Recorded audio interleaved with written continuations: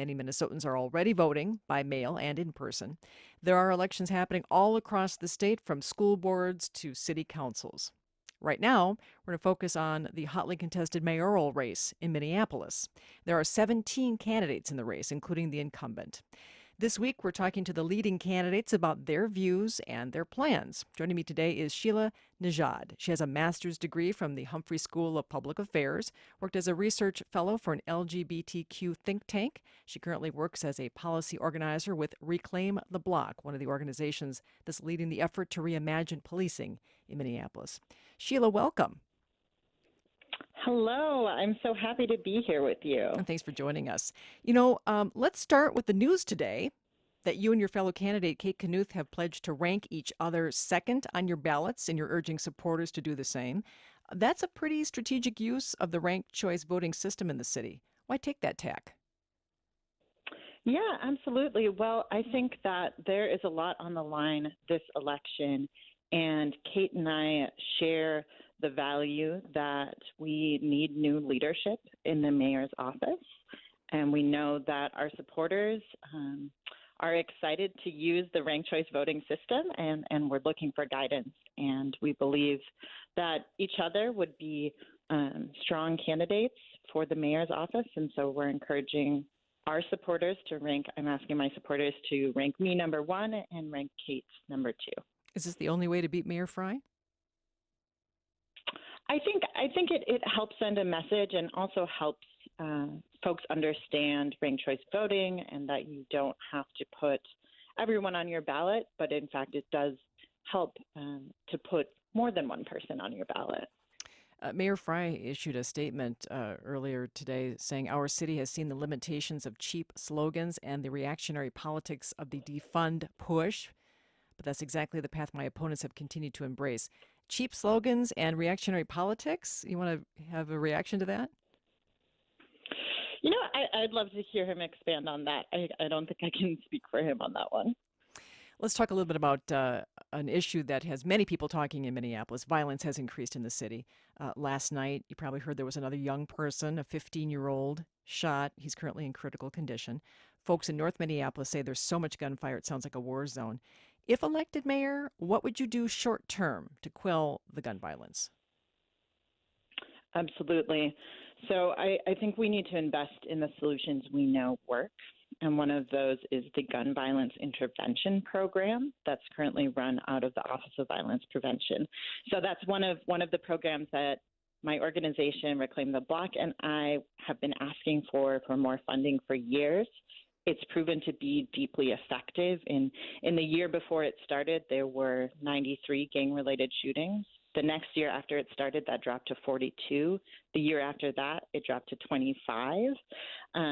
So effective program, only funded at $100,000 a year, and we really need to lift those solutions to scale to make sure that we are following up with folks who are involved in gun violence and able to stop that cycle as soon as possible, and also control the flow of guns that are flooding our city right now. That's a short-term look at it, as you say. Mm-hmm. How about long-term? You're a supporter of a new public safety agency, but there are some other long-time anti-police brutality activists who are skeptical that move would bring about any sort of real change. Why are you such a strong supporter of reimagining policing in the city? Yeah, and I'm not only a strong supporter of that charter amendment, I actually helped write it. Right. So I have been thinking deeply about it since its inception, and it's a first step, right? So just like our rent control charter amendment that will be on the ballot this year, it's a first step. We have to create a container for the change to happen within. And that's what this new Department of Public Safety is a container for us to fund more violence prevention strategies, more alternatives like mobile mental health responders that I have fought for funding at the city, more domestic and sexual violence advocates and services, more of these wraparound approaches to solving violence, while we also need to invest a lot more in addressing the underlying conditions that lead to violence and harm, which are poverty, and a lack of youth programming. And that's one of my top priorities as mayor, is putting more programming for youth and more youth jobs, because across the city, my team and I have knocked more doors than any other candidate. And the number one thing we hear is there's not enough for our youth right now. If you were elected mayor, what should happen to Police Chief Eridando? Yeah, I think, we need to figure out what the best leadership is going to be for the new department, and also crafting our systems, that when he chooses to retire, whenever that is, he makes that choice, that we have a system that is going to be able to keep pushing forward racial justice and change. And for me, that's really what it's about. It's not about just one mayor or one president. It's about looking at our systems and crafting systems that are going to lead to justice, lead to safety for everyone across the city. You've prepared what you're calling the people's budget. And as you know, a lot of things that mayors want to accomplish, they're not free. So in order to do something about your priorities that are important to you, what are some of the current city functions or expenditures that you think could be done away with? Because you can't have everything, right?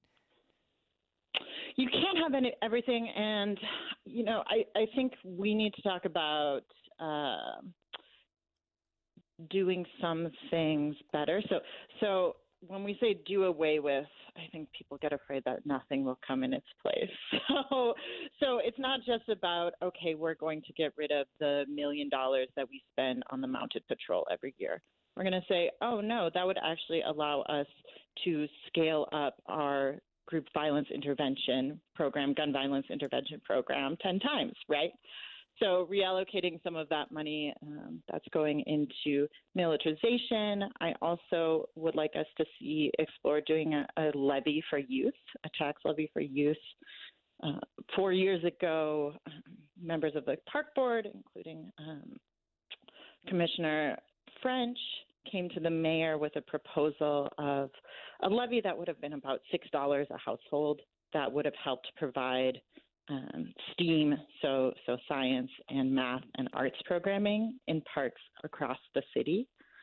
And it didn't happen. The mayor and the Board of Estimate didn't support it. And so it's things like that that are small impact per household, but could really help lift up our youth, that I would love to champion as mayor. I have about a minute left, and there's a lot to ask you.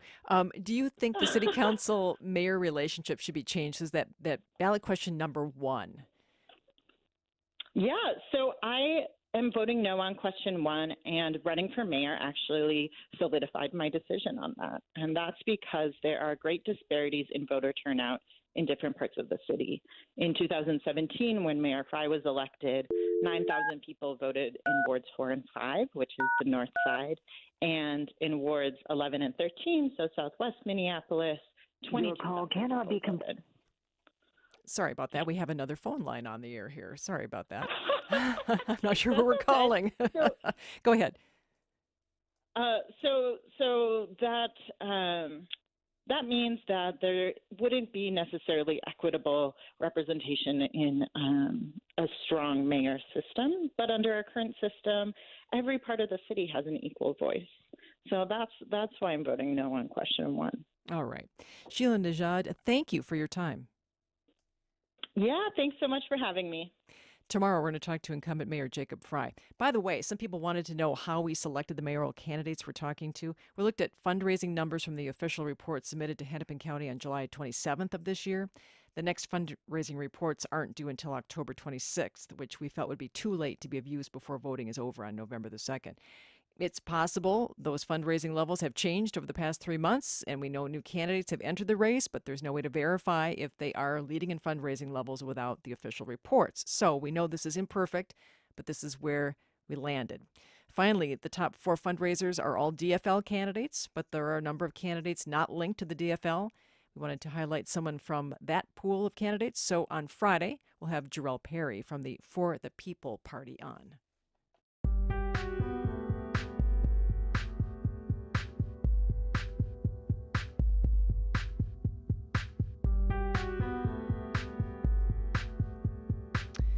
Weather radar is all lit up like a Christmas tree here. It looks like we have some pretty decent rains in southwestern Minnesota, western Minnesota, Mankato, Wilmer, St. Cloud, all the way down I-94.